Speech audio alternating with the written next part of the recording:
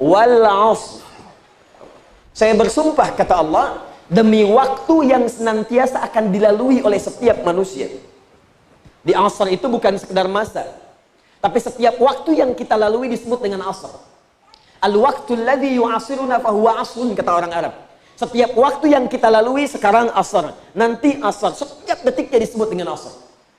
Nah, kalau Anda melalui waktu ini dengan beraktivitas, maka nama yang dilekatkan oleh Al-Quran kepada kita disebut dengan insan namanya.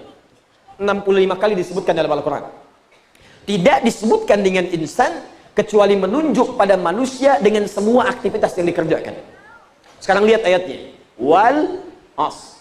Innal insana lafi khusr. Saya bersumpah, kata Allah, demi modal waktu yang saya berikan pada setiap manusia untuk beraktivitas. Saya berulang kali sampaikan di beberapa tempat, di Batu Sangkar saya sampaikan, di Bukit Tinggi saya sampaikan, bahwa manusia umumnya disebut dengan 5 nama dalam Al-Quran.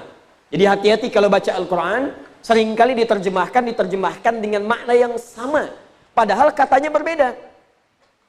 Perhatikan, nama pertama Bashar, disebutkan 35 kali dalam Al-Quran. Qul innama ana basyarum mithlukum. Nama kedua Ins, dipasangkan dengan Jin, disebutkan 18 kali dalam Al-Quran pasangan ini. Ya ma'syaral jinni wal wa ma khalaqtul jinna wal. Baik, nama ketiga Bani Adam, menunjuk pada asal keturunan, disebutkan 7 kali dalam Al-Quran. Surah ke-7 ayat 31 misal, ya Bani Adam khudhu zinatakum 'inda kulli masjid. Nama keempat An-Nas, Nas, disebutkan 241 kali dalam Al-Quran. Bahkan menjadi nama surah paling favorit bagi Anda semua. Surah ke-114, Qul a'udzu birabbin.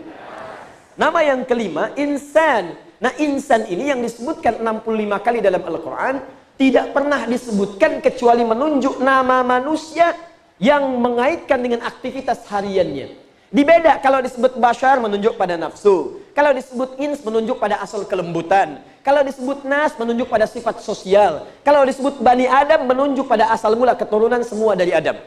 Di sepanjang ada manusia, kalau ditelusuri pasti ujungnya akan kembali kepada Nabi Adam alaihissalam. Ini tidak benar kalau ada orang mengatakan manusia berasal dari monyet. Katakan pada orang itu, kalau Anda ingin dari monyet silahkan, tapi jangan ngajak-ngajak kami. Di semua manusia bersumber dari Adam alaihissalam.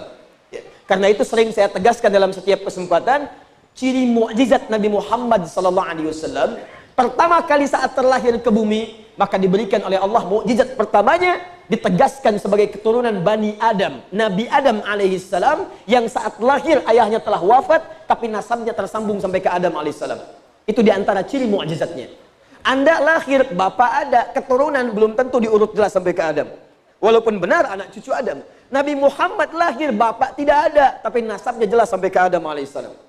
Muhammad bin Abdullah, bin Abdul Muttalib, bin Hashim, bin Abdul Manaf, bin Qusay, bin Murrah, bin Kilab, bin Ka'ab, bin Ghalib, bin Fihr, bin Malik, bin Nadar, bin Kinana, bin Khuzaimah, bin Mudrika, bin Ilyas, bin Nizar, bin Mudar, bin Ma'ad, bin Adnan, bin Addi, bin Adri, bin Muqawwam, bin Nahur, bin Tarikh, bin Ya'rub, bin Yasjub, bin Nabit, bin Ismail alaihissalam, bin Ibrahim alaihissalam, bin Azar atau bin Nahur, bin Abir, bin Kinan, bin Arfakhshad, bin Sam, bin Nuh alaihissalam, bin Mikhlail, bin Matushana, bin Kinan, bin Anwas, bin Tis, bin Adam alaihissalam.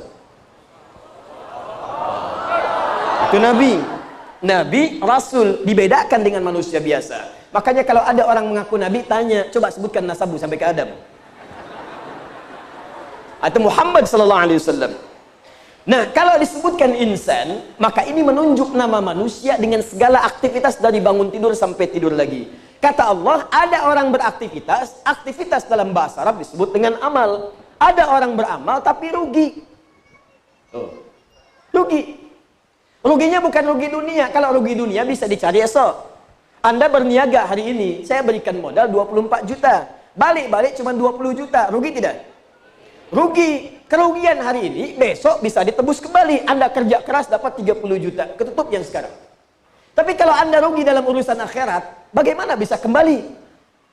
Maka dari itu kata Allah, ada orang saya berikan modal waktu. Sehari 24 jam untuk beraktivitas, tapi dia rugi bukan urusan dunianya. Tapi pekerjaan dunianya tidak melahirkan bekal untuk akhiratnya. Pekerjaan dunia yang menjadikan bekal untuk akhirat, itu yang disebut dengan amal soleh namanya.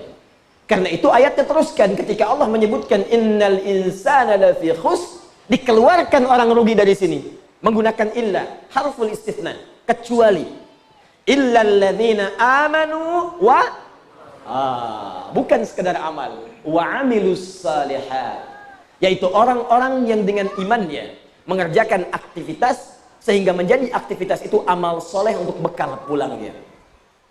Ini poin pentingnya.